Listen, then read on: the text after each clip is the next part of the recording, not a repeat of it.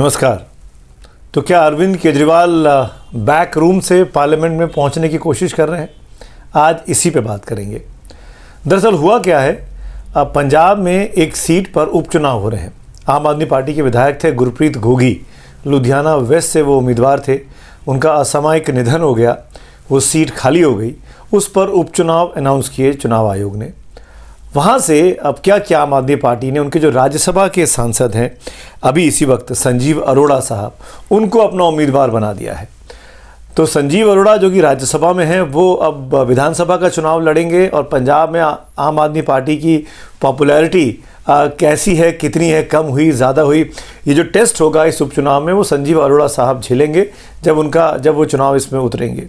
ख़ास बात यह है, ये कहा गया है कि संजीव अरोड़ा अगर चुनाव जीत गए तो उनको भगवंत मान सरकार में मंत्री का पद भी मिलेगा, क्योंकि गुरप्रीत घोगी भी उसी स्टेचर के कैंडिडेट रहे हैं।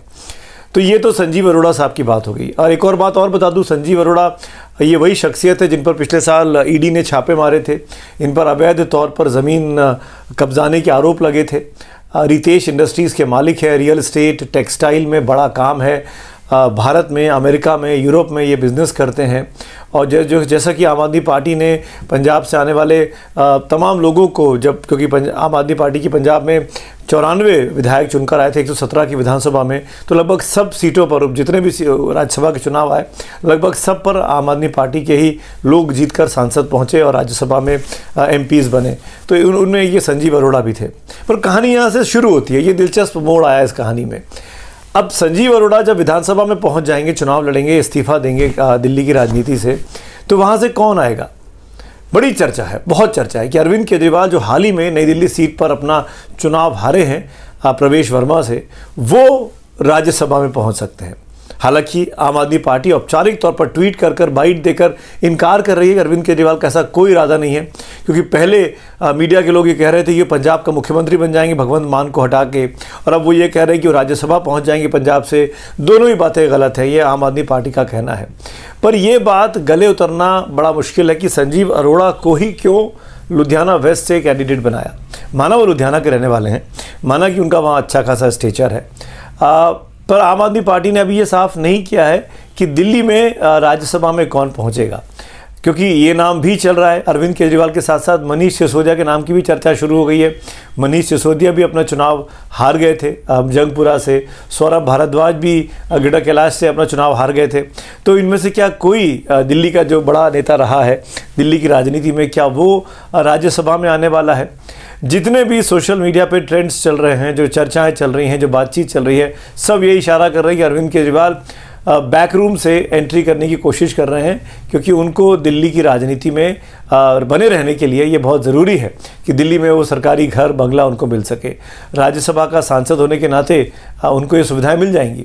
अदरवाइज़ तो ना वो सांसद बचे हैं, ना वो विधायक बचे हैं। तो किस तरह से वो लुटियन दिल्ली में या सरकारी बंगलों वाली दिल्ली में वो अपना घर ठिकाना बनाएंगे, ये बहुत मुश्किल है। अभी तो वो एक सांसद के घर में रहकर उन्होंने पूरा चुनाव कैंपेन संभाला था। तो इन परिस्थितियों में अरविंद केजरीवाल का राज्यसभा में आना इस तरीके से संजीव अरोड़ा का इस्तीफा लेकर, ये इस बात में दम तो दिखाई देता है। पर मैं याद दिलाना चाहूँगा, ये वही अरविंद केजरीवाल है जो स्वच्छता की राजनीति की बात करते थे, जो आमने सामने की कन्फ्रंटेशन राजनीति की बात करते थे। अगर वो इस तरीके से राज्यसभा में आने की कोशिश कर रहे हैं या करेंगे आने वाले वक्त में, मुझे नहीं पता सच क्या है। पर जो आम आदमी पार्टी को जानने वाले लोग हैं, जो बहुत करीब से अरविंद केजरीवाल को जानते हैं, उनका ये कहना है कि अरविंद केजरीवाल अगर राज्यसभा में आ जाते हैं तो अपने विधायक अपने जो सांसद का जो डेलीगेशन, सांसदों का जो वो है ग्रुप, उसके वो नेता बन जाएंगे। आम आदमी पार्टी संसदीय दल के वो अध्यक्ष बन जाएंगे। इस बहाने उनको आम आदमी पार्टी, क्योंकि राष्ट्रीय पार्टी है, पंजाब में, दिल्ली में उसके फुटप्रिंट्स हैं, गोवा में, गुजरात में उसके विधायक जीते हैं, तो इस बिना पर उनको संसद में एक कमरा बैठने को मिल जाएगा। नई दिल्ली में उनके दफ्तर में उनका स्टेचर बढ़ेगा। तो ये कोशिश अरविंद केजरीवाल कर सकते हैं। जो करीबी लोग हैं उनका ऐसा मानना है कि बहुत से लोग तो चाहते भी हैं। आम आदमी पार्टी में जो अरविंद के बहुत क्लोज लोग हैं उनका तो मानना भी यही है कि अरविंद केजरीवाल सर को वहाँ आना ही चाहिए और वहाँ संसद में आके इस पूरी लड़ाई को लड़ना चाहिए बीजेपी के खिलाफ जिन्होंने कैंपेन छेड़ा हुआ है।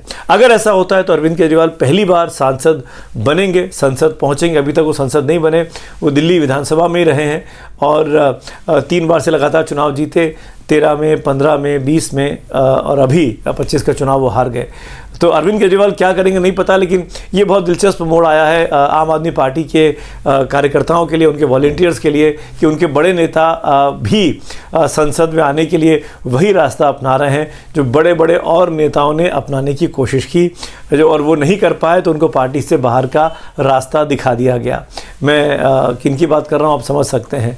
आशुतोष हो गए, योगेंद्र यादव हो गए, प्रशांत भूषण हो गए, ये तमाम लोग ऐसे थे जो राज्यसभा में आना चाहते थे लेकिन अरविंद केजरीवाल से नहीं बनी, नहीं पट पाई और उनको पार्टी से बाहर ही होना पड़ा।